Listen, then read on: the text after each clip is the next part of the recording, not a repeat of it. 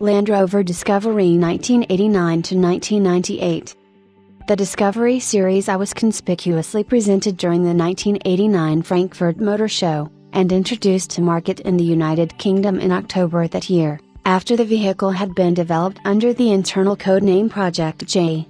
The new model was strongly based on the more upmarket Range Rover, using the same chassis, suspension and 4WD system, and a derivative body design, especially the four-door copied much of the more expensive Range Rover's body structure.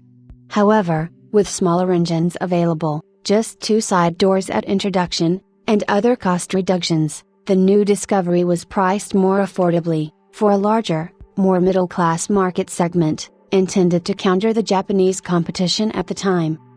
The Discovery was Land Rover's first model that was positioned as a family car, designed to be both fully off-road capable, and suitable as a daily driver for any family, even offering more luggage space, and optionally more seats than the Range Rover.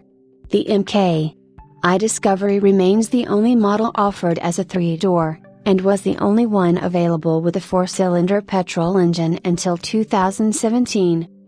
At launch, the Discovery was only available as a three-door model, but the five-door version followed the next year, in 1990. Both were fitted with 5 seats, with the option to have 2 jump seats fitted in the boot. Compared to the Range Rover, the Discovery was given a slightly longer rear, which was further extended on the Series 2. In order to make room for optional third-row jump seats, the spare wheel had to move to the outside of the car, fitted to a side-swinging rear door, instead of the Range Rover split tailgate. The roof of the rear section of the car was raised, to create sufficient headroom in the third row. Combined with a Safari side window cluster, this gave the Discovery its own distinct look and profile. Land Rover employed an external consultancy, Conran Design Group, to design the interior. They were instructed to ignore current car interior design and position the vehicle as a lifestyle accessory.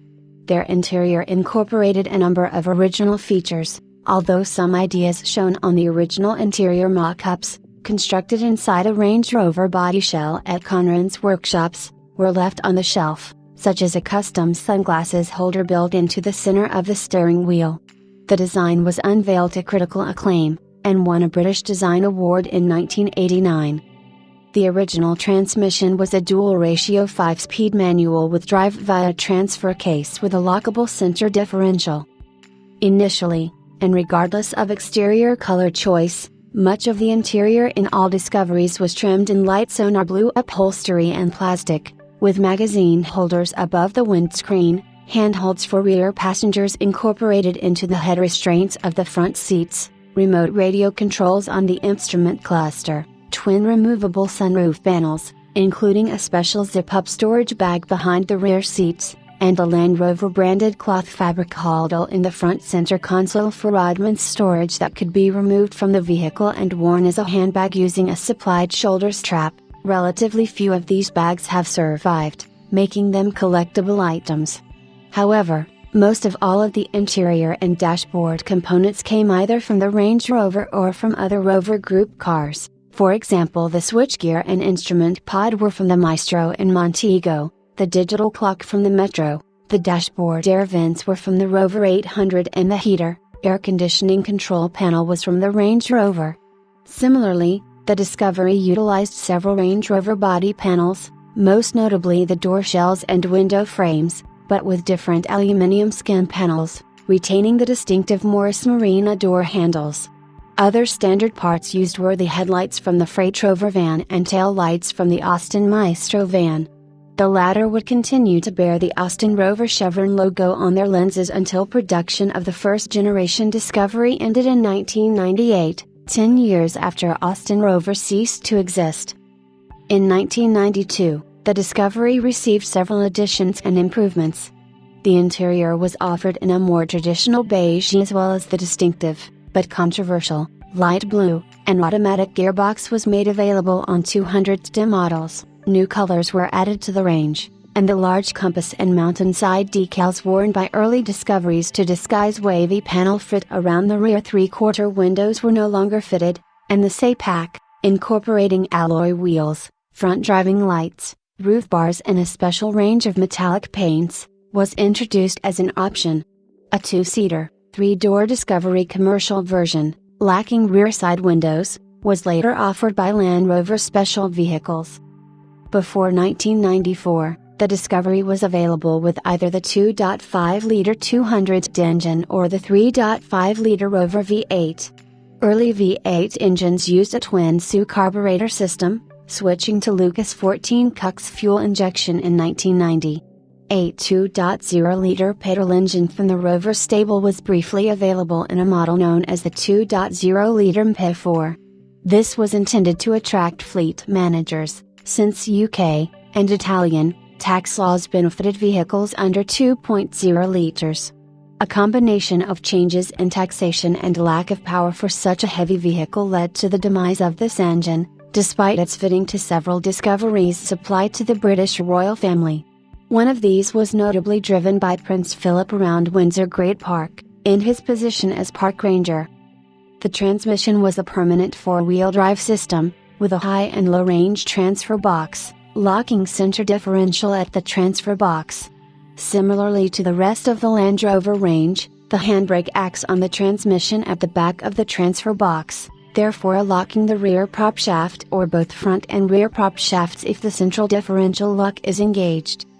In Australia, the Series I launched in April 1991, available only as a three-door estate in 3.5-liter V8 I-Guise with 115 kilowatts, 154 horsepower, and 260 Nm, 190 pounds-feet, and coupled with a 5-speed manual gearbox. In October 1991, Land Rover launched the 5-door body variant in base V8 and luxury HL versions. Both featured central locking, electric windows, headlight washers and heated door mirrors, with the HL adding alloy wheels, air conditioning, driving lights and an improved audio system. Furthermore, the engine became available, rated at 83 kilowatts, 111 horsepower, and 265 Nm, 195 pounds-feet. In early 1993, a 4-speed automatic option was added to the Australian range and the HL was discontinued. In 1994, many changes were made to the Discovery. It reached some markets as the Discovery 2 inches, the 203.5 liters V8 engines were replaced with the 2.5 liters 304-cylinder and 3.9-liter Rover V8 engines. The 300 introduced a Bosch electronic emissions control for certain models and markets. At around this time, a stronger R380 gearbox was fitted to all manual models. The newer models featured larger headlamps and a second set of rear lights in the bumper. The new rear lights had their wiring configuration changed several times to meet real or expected European safety legislation. Some vehicles were left with an arrangement where the vulnerable bumper contains the only working direction indicator lights. Other examples have these lights duplicated in the traditional rear pillar location. The interior was completely revised, dispensing with most of the Conran designed original. An all-new soft-feel dashboard was introduced, a derivative of which was also used in the run-out Range Rover Classic, which replaced most of the components from the Maestro and Montego with a switchgear and instrument pack now coming from the R17 series Rover 800. The new design allowed the fitment of airbags and a proper locking glove box replace the zip bag of the original interior. The 1994 model year marked the first year that the Land Rover Discovery was sold in the United States. Airbags were incorporated into the design of the 1994 model to meet the requirements of U.S. motor vehicle safety regulations, though they were not fitted as standard in all markets. All North American specification, NAS, models were fitted with the 3.9-liter V8 from the Range Rover SE models, and later models saw a change to the 4.0-liter version of the engine.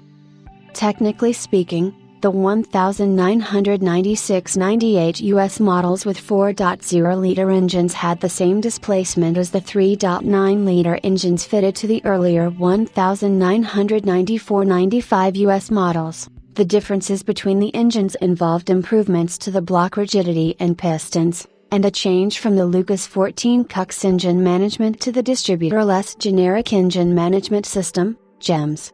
In earlier 3.9-liter US engines, the fuel injection computer, 14 CUCs, did not control the ignition, which was instead controlled by a traditional system with an ignition coil and distributor made by Lucas. The GEMS system was developed jointly by Lucas and Sagem. It controlled both spark timing and fuel injection. Unlike the earlier systems fitted to Rover V8 engines, GEMS was made OBD2 compliant.